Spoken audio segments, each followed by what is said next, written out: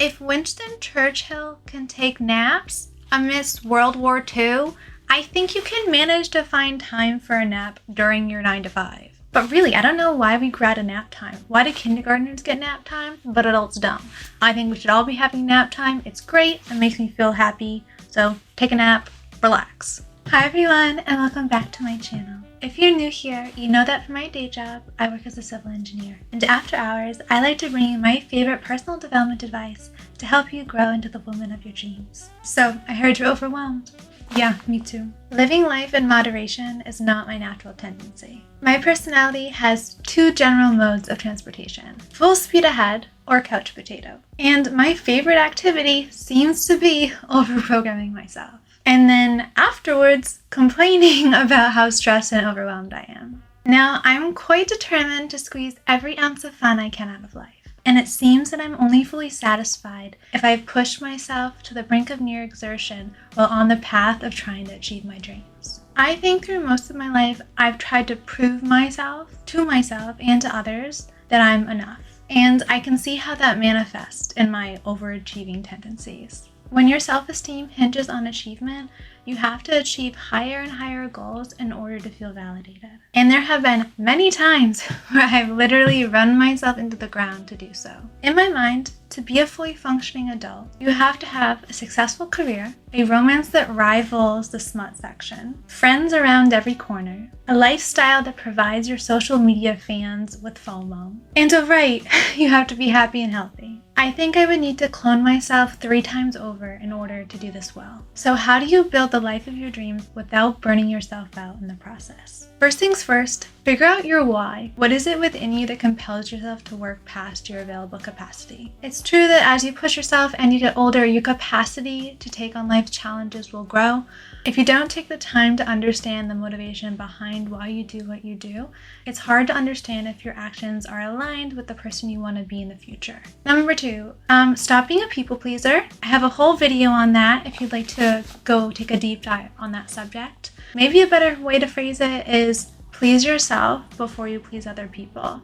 You cannot be giving from an empty cup. If you're the kind of person who just wants to make everyone else around you happy, you'll be giving, and have nothing left to take care of yourself, and you will quickly be depleted. So be sure to fill up your own cup before you help others. Next thing is that you don't really have to do anything. Even the things that you feel like you're obligated to do, they're still choices. You still choose to go to work. You still choose to spend time with friends and family. You still choose to get up early in the morning so you can go for a run. Acknowledging that these are things that you're actively choosing to do helps kind of lift the burden of responsibility from you. It's a gift to be able to take care of yourself, and it's a gift to have a full life. The next tip I have comes from one of my favorite YouTubers, Mina Irfan, and that is to be a bitch once. There will be plenty of times where you're asked to do something that is outside of your capacity or you simply don't really want to do. I have said, yes, I can do something. Yes, I can go to an event just because I'm afraid of hurting someone's feelings if I were to say no.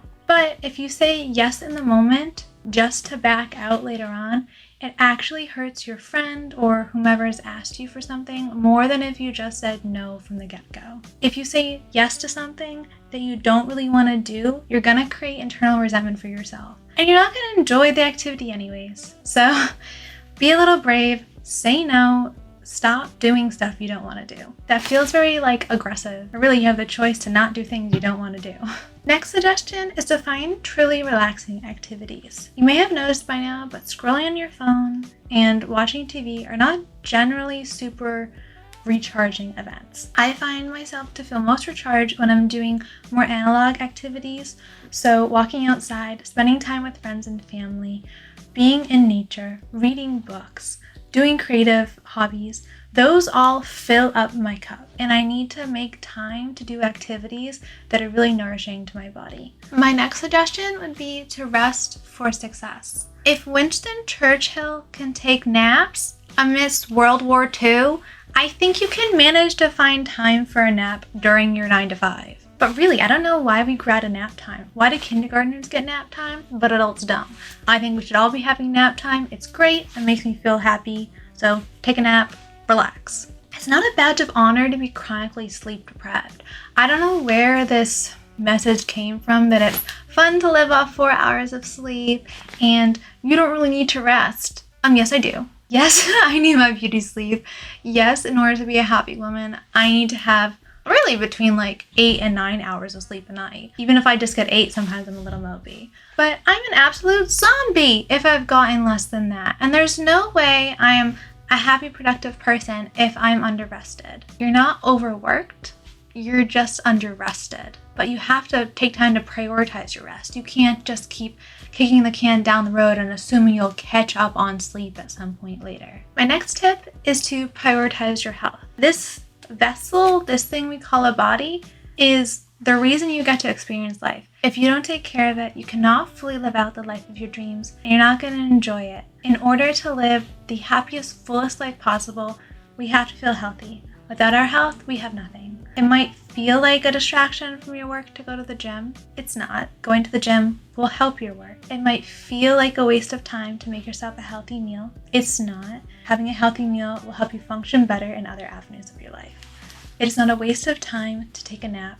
Taking a nap will help you be more productive later. We need our body to function optimally if we want to perform at our best. The next point I have is to focus on fun. I think I talk about this in basically every video I have. I naturally have a very playful, bubbly personality. The most common nickname I'm referred to as is Bunny, and this is something I've gotten from multiple people randomly of their own accord. That when I'm out of my shell and I'm happy, I have like a bubbly, playful personality, much like a rabbit hopping around life, having a good time. I'm really determined to stay light and happy as long as I possibly can.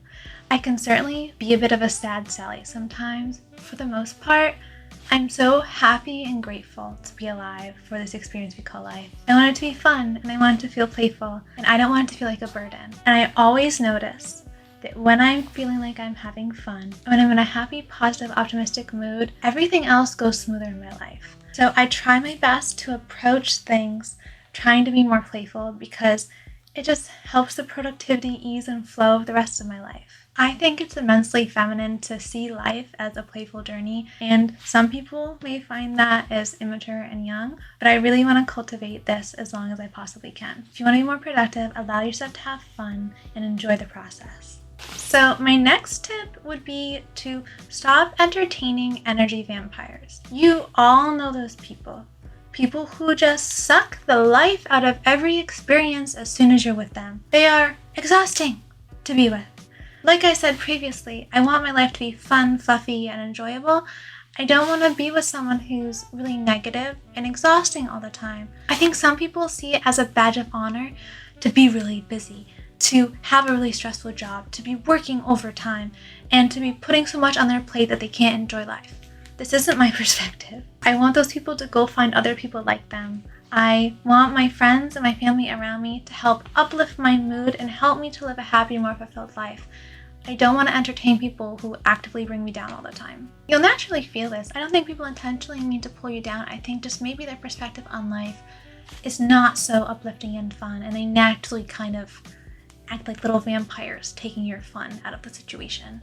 The final tip I have for you guys is to listen to your intuition. When my actions are aligned with the person that I am at my core and who I want to be, life doesn't feel heavy. It feels, again, fun, light, and easy. I don't need motivation to do things that I really want to do, and I don't need motivation to do things that give my life purpose. Of course, there will always be things you have to do that you don't really want to do.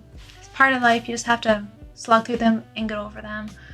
But if you want to build the life of your dreams and not be burned out, you have to be doing more activities that are in line with your purpose than those that you just have to do because you have to do it. You have to be doing activities that speak to your internal life purpose and to your spirit. You don't want to be doing your entire life just out of obligation. I think that if you're living your entire life out of obligation, it's a recipe for burnout. Alright, so that is all I have for you guys today. Fun fact, today is actually my birthday. I decided to dress like Barbie today because this dress makes me feel so cute and playful. I thought it was very fitting for a video about how not to get burned out as you're building the life of your dreams. If you've made it so far in this video, thank you so much for watching. I'm so grateful to have you watching my channel. Our little lecture hall is growing. Please put any suggestions you have for like potential new videos you would like me to make in the comments box below. Good luck everyone, and remember that it gets to be fun and it gets to be easy.